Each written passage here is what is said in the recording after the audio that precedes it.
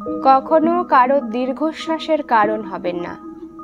মানুষের দীর্ঘশ্বাস খুব খারাপ জিনিস। আপনি কাউকে ঠকিয়েছেন, কাউকে কাঁদিয়ে শাসিয়ে হৃৎপিণ্ডে আগুন লাগিয়ে চলে গেছেন, কাউকে অতিরিক্ত অবহেলা করেছেন, মানুষের সাথে খারাপ ব্যবহার করেছেন। যে মানুষটা আপনাকে অন্ধের মতো বিশ্বাস করত, তার বিশ্বাস ভেঙে দিয়েছেন।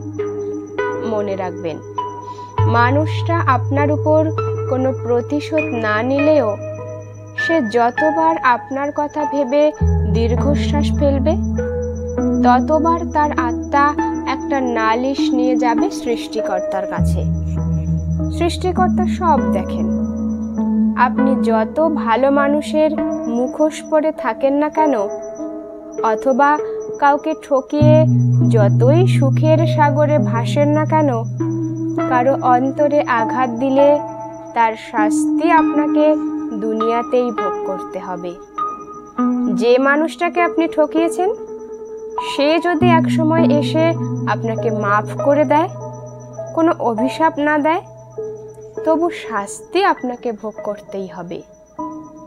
রুহের হায় বলতে একটা কথা আছে, আমরা যেটাকে রেভেন্স অফ নেচার বলি।